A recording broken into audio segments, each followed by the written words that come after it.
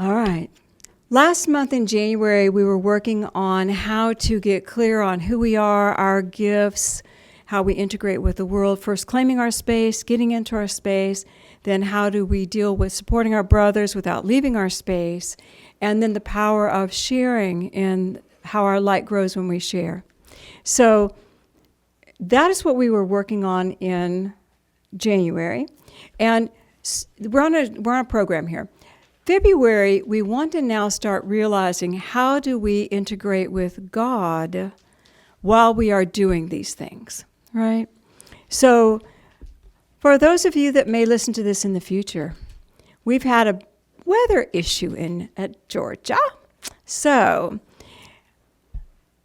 last Sunday, we were canceled because of the ice, and we had to cancel our Macabre workshop this Saturday because of the snow.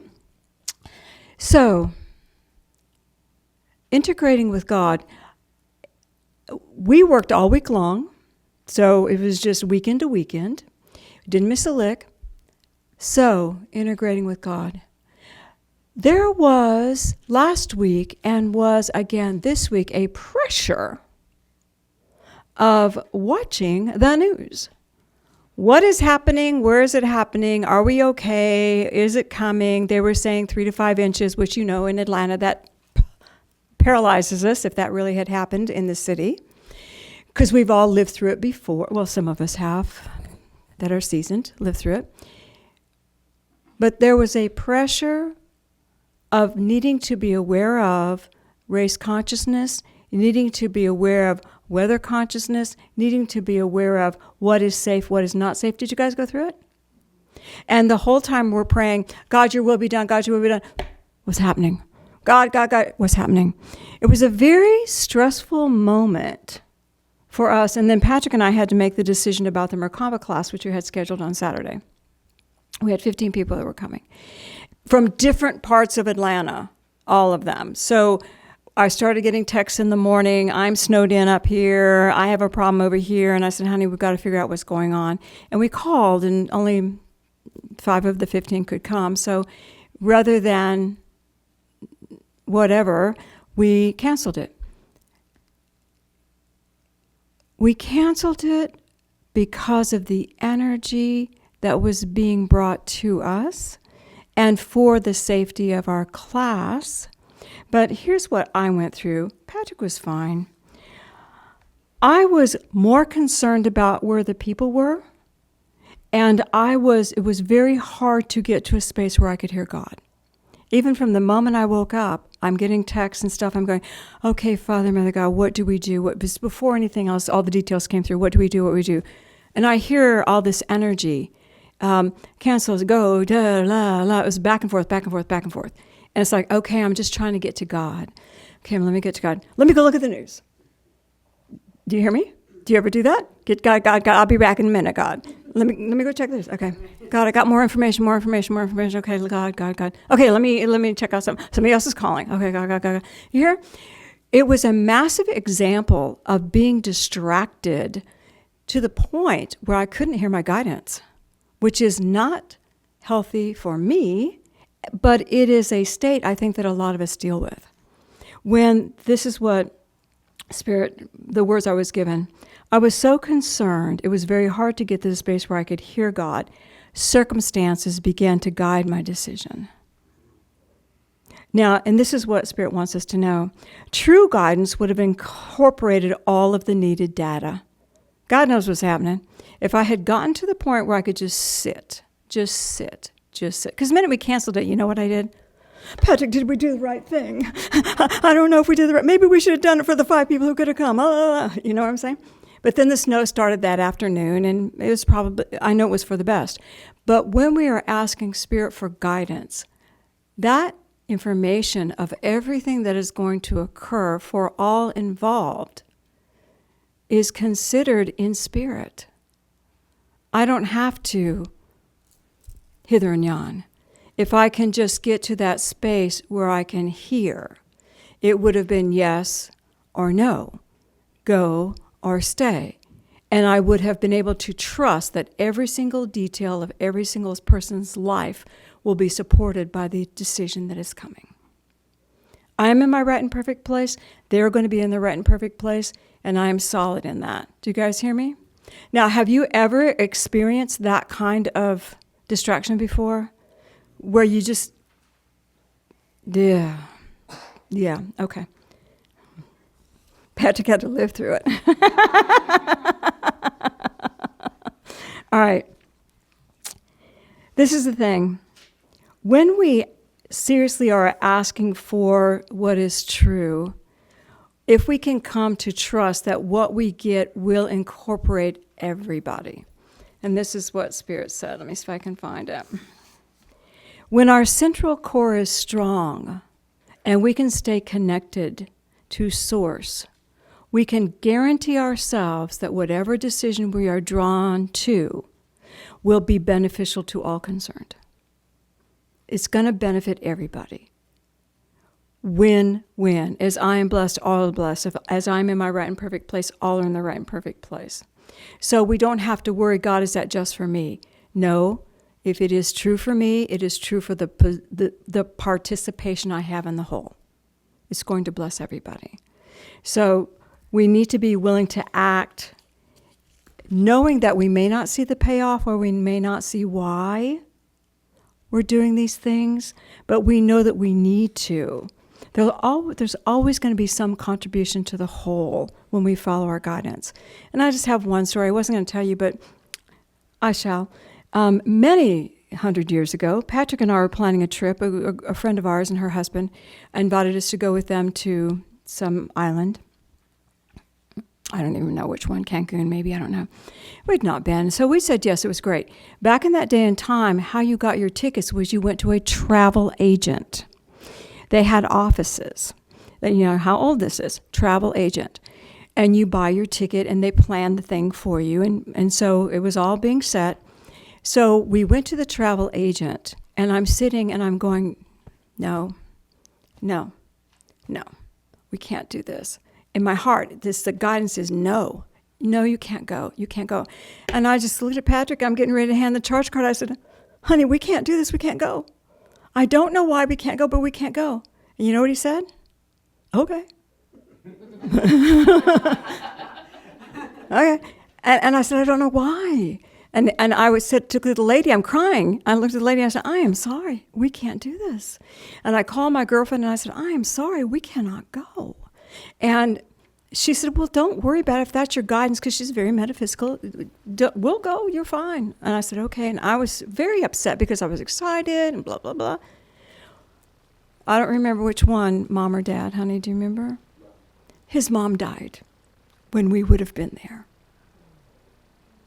And this let him be free to go home, because she would have died right in the middle of the trip. And sometimes we can obviously see that payoff, but sometimes we can't. We just have to know that whatever we're choosing based on what Spirit's guiding us to is going to bless all involved. I'll never forget that, because it was like we would have been on an island somewhere. And the dark ages, basically inaccessible. So trust that when you get that yes, no, go, there is a reason for it, and it is, you're not worried, just follow it. Okay, so now let me talk to you about how to get there when you're in that crazy space. I'm going to call it this crazy space because I don't care for it very much. And I'm not used to it. Until this last year. It wasn't just the storm. I was also closing books and dealing with W-2s. I don't know if you've done that before. Have everybody closed books and done W-2s? The last time I did W-2s, I typed them on a typewriter. And I filed them, and there was no problem. Well, try to deal with 6 to 8 hours dealing with the government. It was interesting. So stress does mount when we're having to deal with powers outside of self. Okay? So what Spirit said to remind you is this, and everything I'm going to tell you now you already know. When we are in the space and we need that guidance and we need that truth and we need that help, one of the things that we have to do is stop, not the voices, but stop listening to the voices. Create a ball of light a balloon of light, and in your mind's eye, just give them all to God. We're not saying they're bad. We're just saying, all you voices that are contributing, thank you so much. Thank you, thank you, thank you.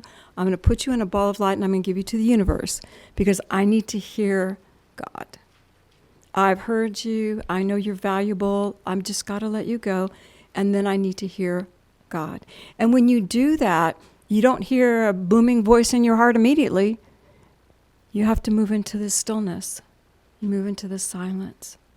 And you move into a space where there feels serenity. It's a flux in your field from stress to, I'm breathing. Okay. Being content to sit in the serenity allows you to hear the guidance. And sometimes it's in the moment, sometimes it's some other moment, you know? But being content to sit in the serenity allows you to open to hear. I was leaving the church Friday, and I'm saying, okay, Father, is everything done? Everything good? I've been praying all day, of course.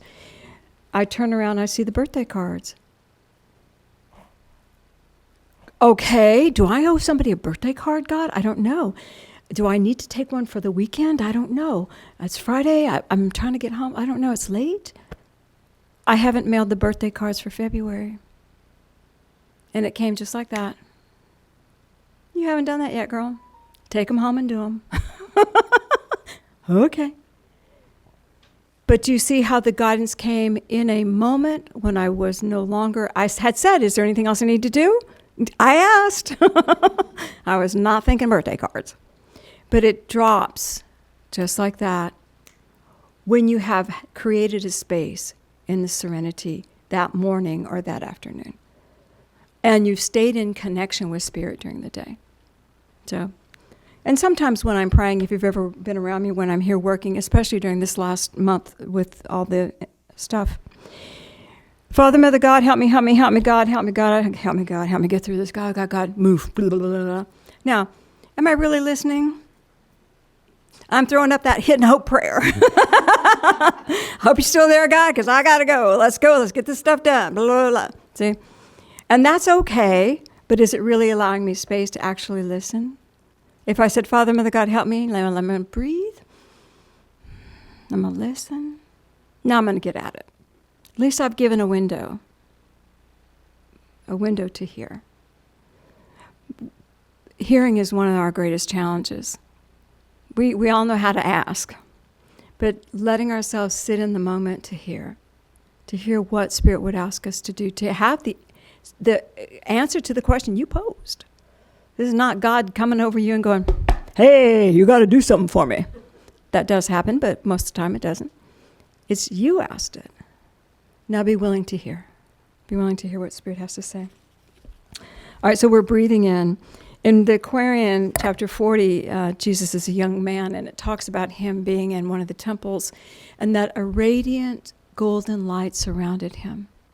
And one of the masters asked him about that light. And he said, I'm paraphrasing, he said, well, that comes from being in the silence with my Father. That comes with being in connection with Spirit. And that, don't you think that should be our goal? That we are so connected that the golden light's just around us. And we are living in that space of serenity. That's a goal. And that comes when we take those moments to be at peace. Okay. So, good. Now, following guidance is the second half.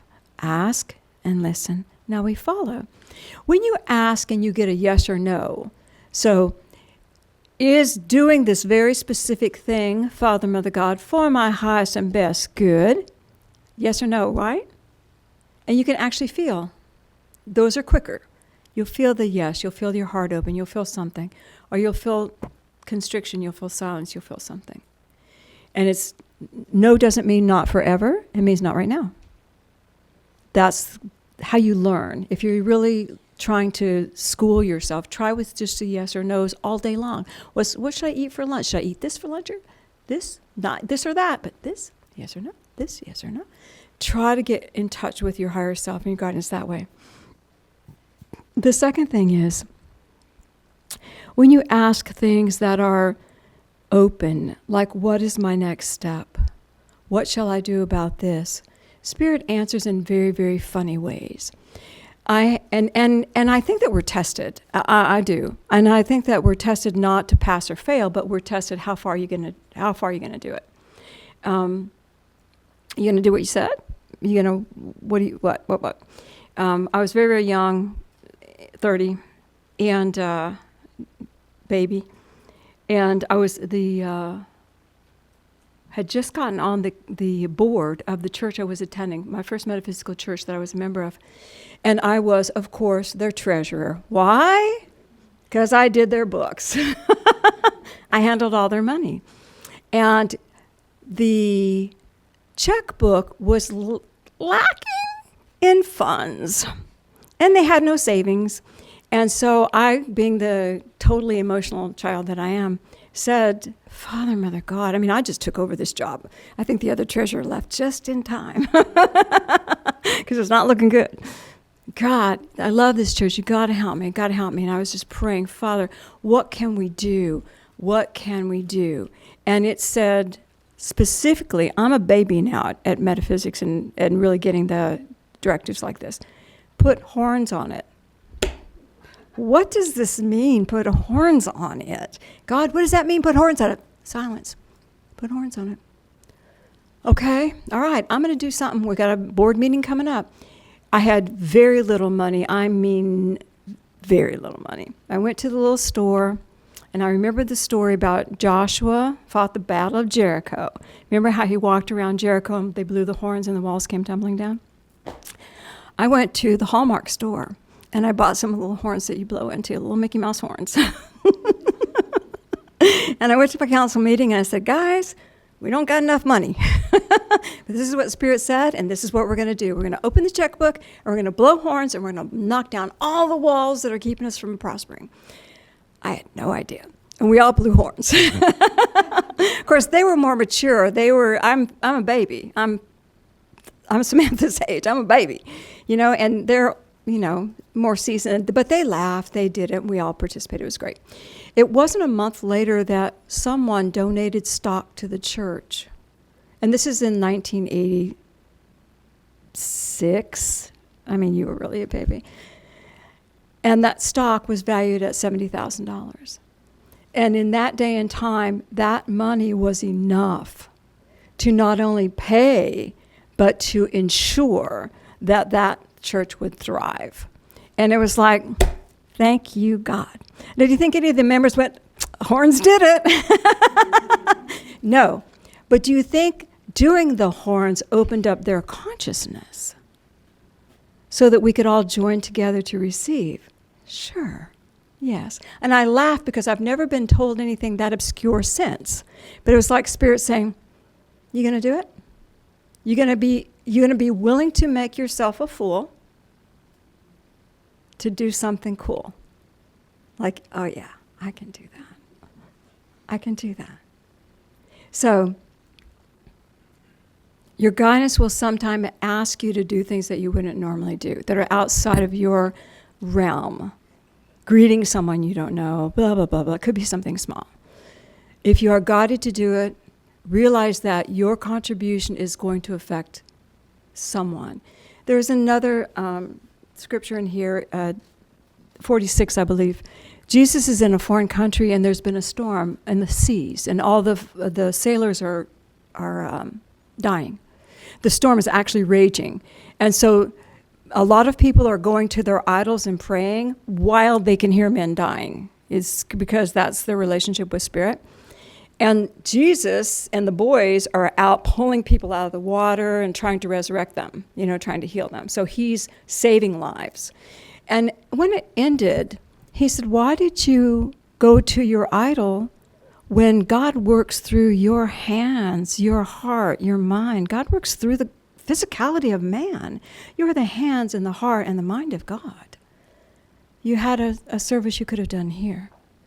And the greatest prayer you can give is to be in good relationship and helpfulness to your fellow man, and to let yourself be used in that way.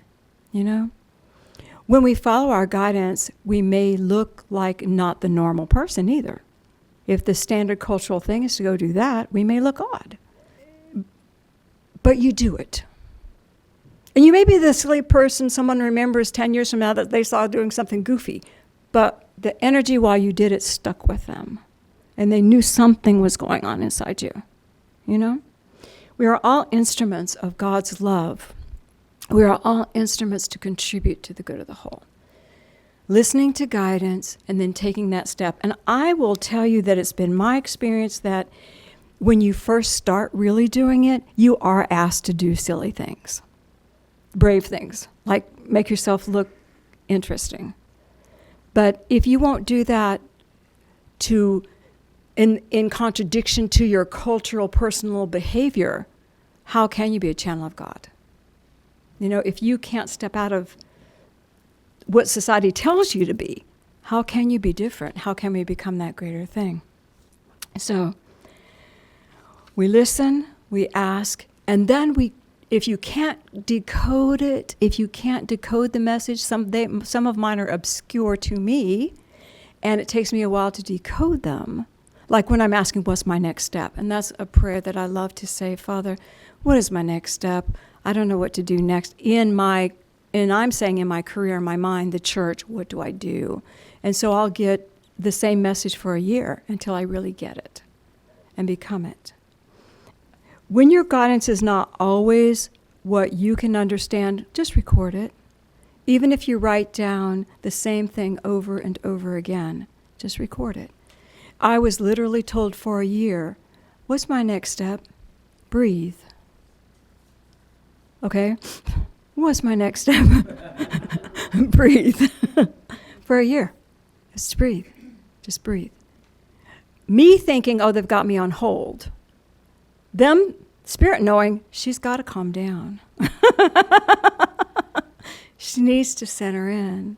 She's going too fast, you know? But I couldn't hear that.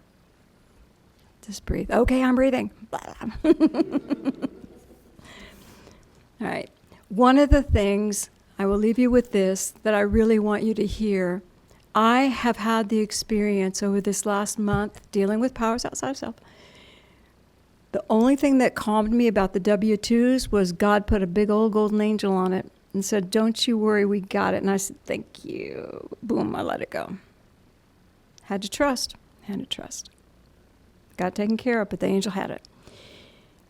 One thing that I've learned in going through this is when I do not continually include God in my activity,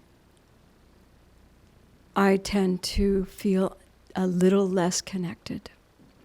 I pray in every client I pray in. I pray, I don't know, when I'm working my job, I pray I don't know how many times a day. I pray in every client. I pray in when I come in. I pray out when I leave my house. I pray with Patrick. Pray in. Pray out. Every day. Meditate in the morning. When I'm doing office work, it's, oh my God. It's not, Father, you've given me this wonderful opportunity. Flow through me. It's the connection goes, and it starts to get thin. Does anybody have work where that does that to you? It thins, and then you go, oh my God. But I have realized during the outer pressure of the weather situation, I am so not happy feeling the connection tighten. I'm so not happy outside that flow. And when I worked in corporate, I prayed all the time then too, all the time. Because that was my job. I'm stepping in for someone right now that's not here yet. Please come soon. So, find a way. You do your morning meditation, your afternoon meditation. Find a way to start also connecting with God during moments of the day. Especially if something is something you don't understand, or something is new, or something is troubling you, just find a way to connect. And see if that connection doesn't get broader and stronger and more natural. And see if that glow doesn't start beginning to happen around you, that beautiful glow of I am God's child. All right, this is our first step. Ready to take it in? All right, let's just put our feet on the floor and take a breath.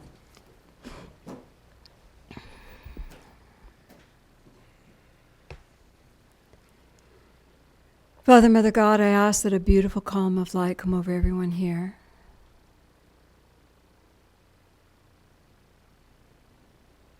Father, Mother God, I ask that your love begin to move in a way through each one of us that we can see, feel, understand,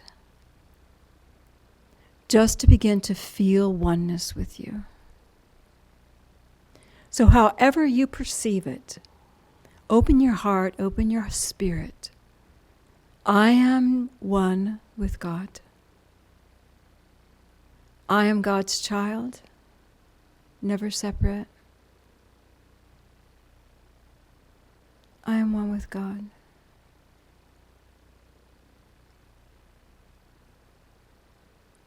Breathe it in. And I want you to imagine that you can go to the center of your heart, a beautiful garden in your heart.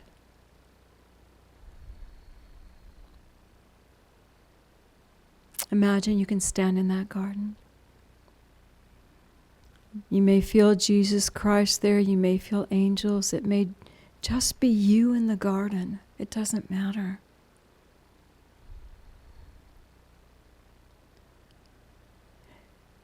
And I want you to say, if you can, in your mind, you don't have to say it out loud, say it in your heart. I say yes to my light. I say yes to myself. I say yes to my divinity. Whatever works in your mind, I say yes to walking with God. I say yes. Whatever words are yours, feel the yes opening your heart.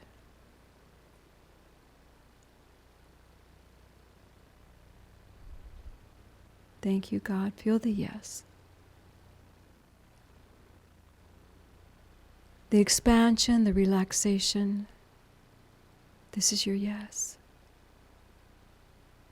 And Father, Mother God, we say yes to you. And I ask that each soul on this journey feel your support, your peace, your truth, their right and perfect place to shine their lights. We say yes. And we are so grateful. And in the garden, take a breath, and as you exhale, let your garden just come alive with beautiful things. Feel yourself gently coming back, allowing your focus to come back into this moment in time, the chair that holds you. I say yes to my life.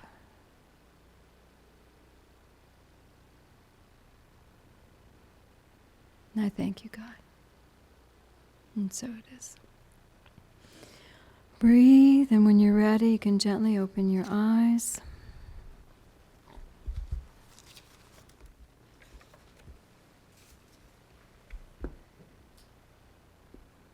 How you feel?